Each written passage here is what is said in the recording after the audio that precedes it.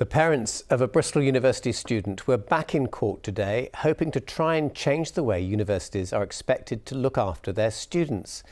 Natasha Abrahart had social anxiety and took her own life on the day she was due to give a presentation. Well, last year, a judge ruled that the university had failed to make reasonable adjustments for her, but also said it was not clear they owed her a duty of care. Well, Laura Jones has been in court today again, and she joins me now. Laura, what more can you tell us? Well, just to remind everybody, Natasha was 20 years old. She was a second-year physics student at Bristol University. She was described as a bright but shy student who, as you said, had social anxiety. And ever since her death, her parents have been campaigning tirelessly in their daughter's name to try and get universities to provide more help and support for students who are struggling. And what happened in court today? Well, the first thing to say is this is a really complicated case. Today there was lots of legal argument back and forth about what steps and measures the university had and hadn't taken to try and help Natasha with her social anxiety, but also questions about what Natasha had and hadn't done to try and seek help herself. Now, at the very heart of all this is the key question of how responsible all of our universities ought to be for the students who attend them.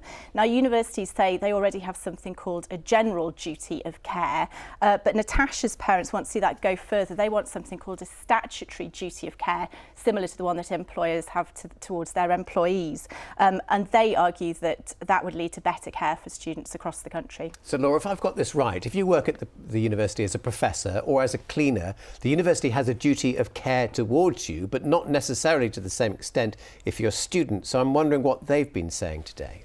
Well, the university say that obviously they have this general duty of care towards their students. It does get really complicated here because obviously students aren't employees, so the contractual situation between them is very different.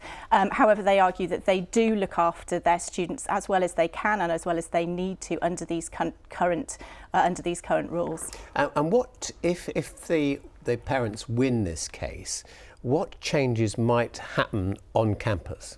Well, this would be down to the government to decide. This is really a hearing. It's the result of two different appeal hearings that are being heard at the same time, which makes it so very complicated. In the first instance, the parents want the university to recognise that there ought to have been a duty of care towards Natasha, and then after that they would like the government to legislate for this statutory duty of care for all universities. Exactly what that would look like, we don't know. I spoke to Natasha's father today. He doesn't know. That would obviously be down to ministers to decide. OK, Laura, thanks so much for that. Thank you.